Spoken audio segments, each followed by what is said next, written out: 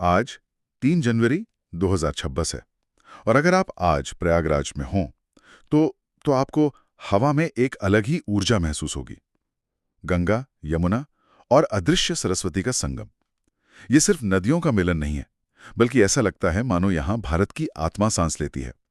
इसी जमीन पर कभी आदि शंकराचार्य ने ज्ञान की धारा बहाई थी और यहीं सम्राट हर्षवर्धन ने अपना सब कुछ दान कर दिया था।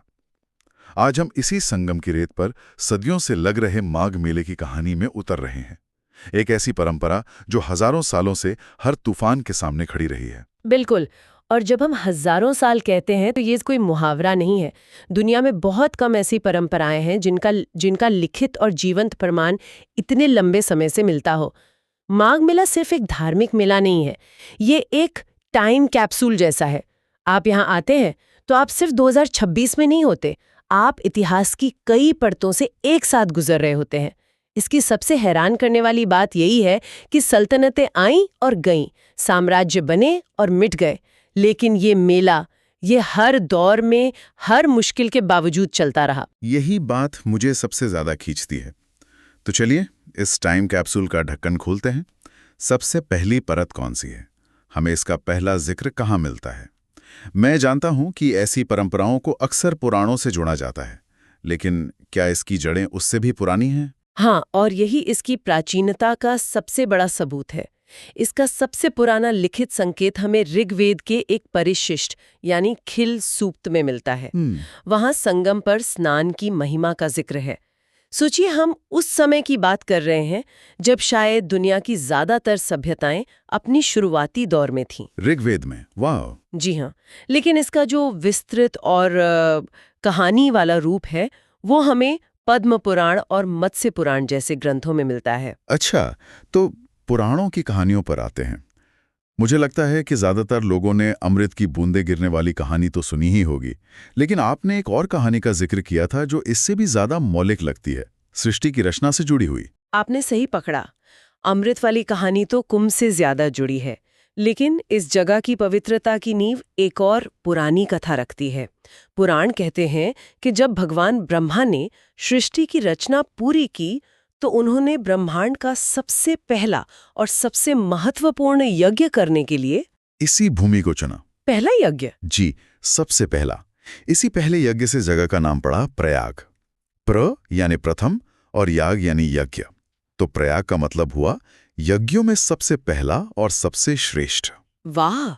मतलब ये कि इस जगह को ब्रह्मांड का एक तरह से आध्यात्मिक स्टार्टिंग पॉइंट माना गया, ये तो अपने आप में ही इसे बेहद खास बना देता है। तो फिर अमृत वाली कहानी इस तस्वीर में कैसे फिट होती है? वो कहानी इस स्थान की दिव्यता को और बढ़ा देती है। समुद्र मंथन की कहानी हम सब जानते हैं, देवता और असुरों का संघर्ष और फिर अमृत कलश का निकलना। जब धन्वंतरी अमृत लेकर आकाश मार्ग से जा रहे थे ताकि वो असुरों से बच सके, तो उस कलश की रक्षा का जिम्मा 3 ग्रहों ने लिया, बृहस्पति, सूर्य और चंद्रमा। इस यात्रा के दौरान 4 जगहों पर अमृत की बूंदें छलकीं, जिनमें से एक प्रयाग था। और इसी से कुंभ का चक्र शुरू हुआ। लेकिन माघ के महीने में ही यहाँ स्नान का इतना महत्व क्यों है? क्या इसका भी कोई कनेक्शन है? बिल्कुल है, और ये ज्योतिष और खगोल विज्ञान का एक बेहतरीन उदाहरण है। ज्योतिषीय गणना के अनुसार हर साल माघ के महीने में सूर्य, चंद्रमा और बृहस्पति की आकाश में लगभग वैसी ही स्थिति बनती है जैसी उस समय थी जब वो अमृत कलश की रक्षा कर रहे थे। अच्छा। हाँ, और मान्यता ये है कि इस दिव्य संयोग के कारण संगम का जल उन दिनों में अमृत जैसे गुणों से भर जाता है। ये सिर्फ आस्था नहीं है, बल्कि खगोलीय घटना को आध्यात्मिक महत्व देने का तरीका है। ये तो कमाल है। मतलब हमारे पूर्वजों ने खगोलीय घटनाओं को धार्मिक परंपराओं में इतनी खूबसूरती से पिरो दिया कि वो हजारों साल तक जीवित रहें। ये पौराणिक कहानियां तो नींव हैं, लेकिन मुझे जो बात हैरान करती है वो ये है कि जब हम इतिहास के पन्नों को पलटते हैं तो हमें इस मेले का जिक्र उन लोगों के लेखों में भी मिलता है जिनका इन कहानियों से कोई लेना देना नहीं था। मतलब दुनिया भर से आए यात्री, यहाँ से ये सच में दिलचस्प होने लगता है। हाँ, और ये इस मेले के पैमाने और इसके असर का सबसे बड़ा सबूत है। सबसे मशहूर उदाहरण तो 7वीं शताब्दी का है, जब चीनी बौद्ध भिक्षु और यात्री ह्यूएन त्सांग भारत आए थे। वो ज्ञान की खोज में आए थे, लेकिन उन्होंने जो यहाँ देखा उसने उन्हें चकित कर दिया। उन्होंने अपने यात्रा वृत्तांत में प्रयाग में हर साल होने वाली एक विशाल सभा का वर्णन किया है, जहां राजा से लेकर रंक तक सब एक साथ इकट्ठा होते थे। ह्यूएन सांग ने सम्राट हर्षवर्धन से जुड़ी एक घटना का बहुत विस्तार से जिक्र किया है, जो आज के समय में कल्पना करना भी मुश्किल है ना? बिल्कुल, वो घटना दान और त्याग की पराकाष्ठा है। ह्यूएन सांग ने अपनी आंखों से देखा कि सम्राट हर्षवर्धन हर 5 साल में यहाँ एक भव्य आयोजन करते थे, जिसे मोक्ष परिषद कहा जाता था। इन 5 सालों में उनके साम्राज्य ने जितनी भी संपत्ति, सोना, चांदी, रत्न जमा किए होते थे, वो सब कुछ लेकर यहाँ आते थे और उसे साधु संतों, विद्वानों और गरीबों में दान कर देते थे। सब कुछ, मतलब सचमुच सब कुछ? सब कुछ। ह्यूएन सांग लिखते हैं कि दान देते देते जब राजकोष खाली हो जाता था, तो सम्राट अपने शरीर के आभूषण और कीमती वस्त्र तक दान कर देते थे। अंत में उनके पास कुछ नहीं बचता था और वो अपनी बहन राज्यश्री से एक साधारण पुराना वस्त्र मांगकर पहनते थे। अरे, आप सोचकर देखिए, एक चक्रवर्ती सम्राट जिसके पास सब कुछ है, वो हर 5 साल में स्वेच्छा से एक भिक्षु की तरह सब कुछ त्याग देता है। ये संगम तट इस अविश्वसनीय घटना का गवाह बना। ये दिखाता है कि उस समय राजा का कर्तव्य सिर्फ शासन करना नहीं, बल्कि त्याग करना भी था। ये सुनना भी रोंगटे खड़े कर देता है। ये आज के दौर की राजनीति और सत्ता की सोच से कितना अलग है। खैर, समय आगे बढ़ा, हर्षवर्धन के बाद का दौर आया, फिर भारत में मुगल सल्तनत की स्थापना हुई। तब इस मेले का क्या हुआ?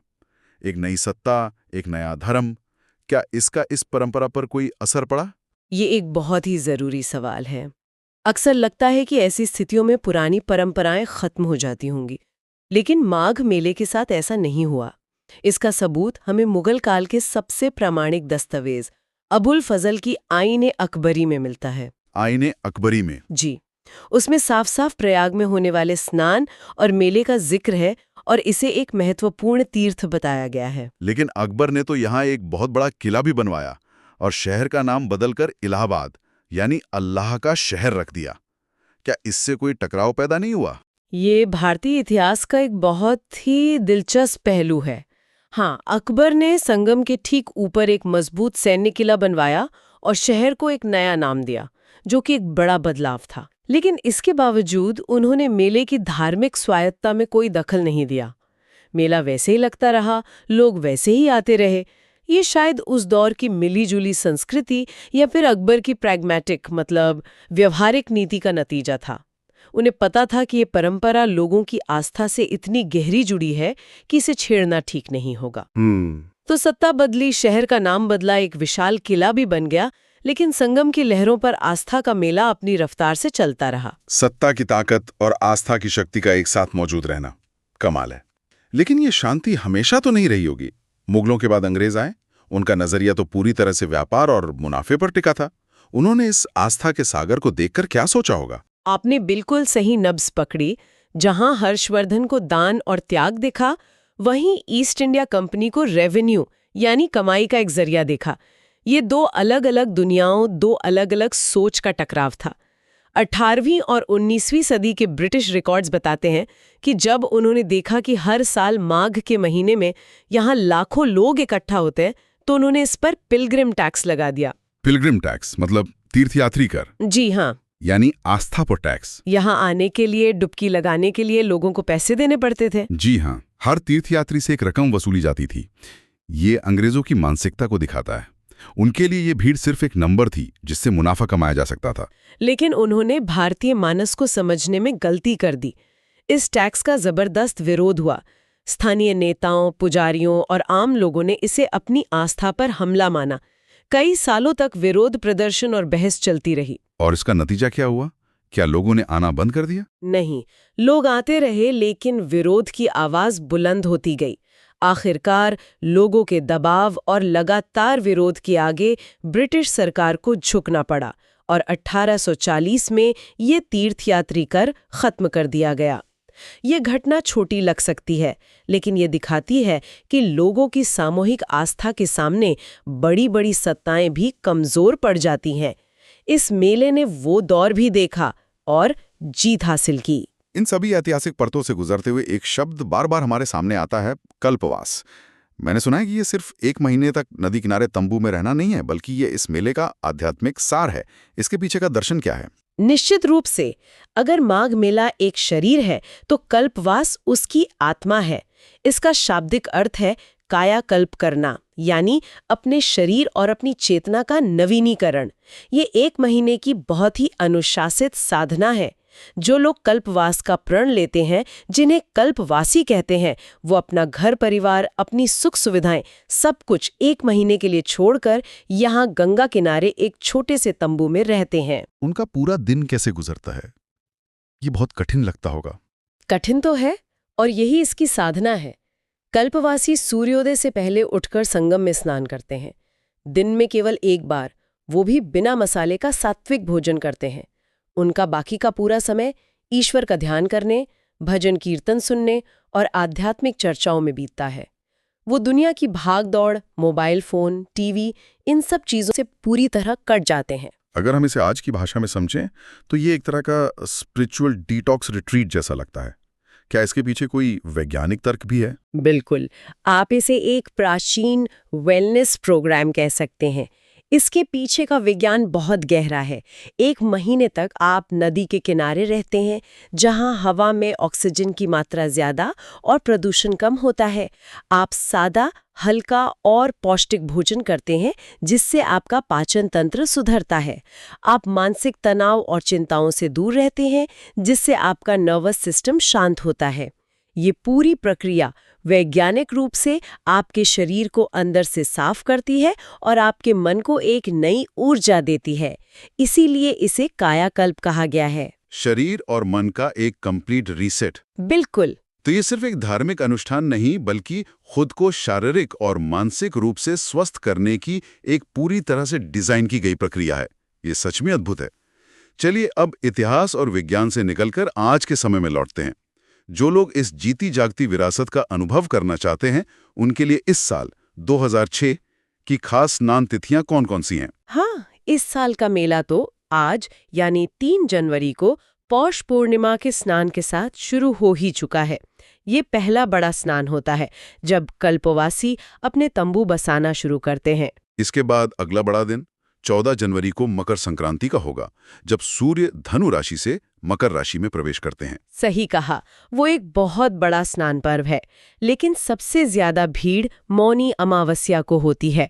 इस साल वो 19 जनवरी को है। इसका क्या खास महत्व है?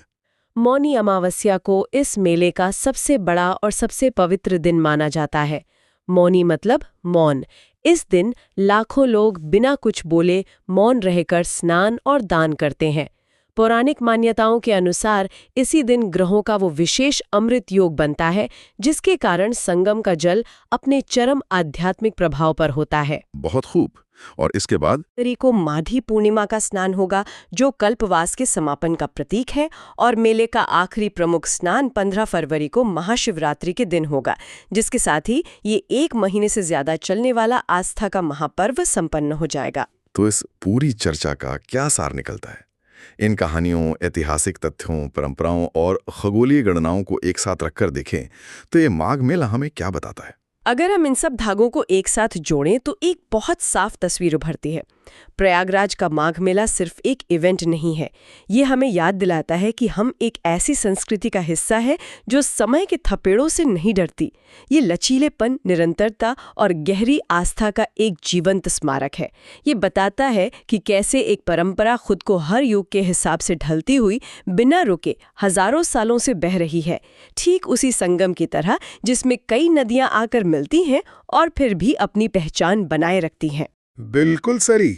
ये एक ऐसी जगह है जहां पौराणिक कथाएं, इतिहास के पन्ने और आज की सच्चाई सब एक साथ सांस लेते हैं। और इसी बात से एक बहुत ही दिलचस्प सवाल मेरे दिमाग में आता है। हमारी पूरी बातचीत में अकबर के किले का जिक्र कई बार आया, जो ठीक संगम के मुहाने पर बना है। उसी किले के अंदर आज भी एक बहुत पुराना और रहस्यमय पेड़ है, जिसे अक्षय वट कहते हैं। अक्षय वट यानी वो पेड़ जो कभी नष्ट नहीं होता। हाँ, मैंने भी इसके बारे में बहुत सुना है। कहते हैं कि प्रलय में भी यह नष्ट नहीं होता। तो सोचने वाली बात यह है कि एक मुगल शासक जो एक अलग धर्म को मानता था, उसने अपना सबसे मजबूत किला उस जगह बनाया, लेकिन किले के अंदर उस युगों पुराने पूजनीय पेड़ को सुरक्षित क्यों रहने दिया? उस विशाल किले की दीवारों के भीतर उस अकेले खड़े पेड़ की क्या कहानी हो सकती है? कैसे वो पेड़ एक सैन्य छावनी के बीच अपना धार्मिक महत्व बनाए हुए हैं? ये रहस्य अपने आप में इतिहास की एक और अनकही परत है जो प्रयाग की कहानी को और भी गहरा और सोचने पर मजबूर कर देती है।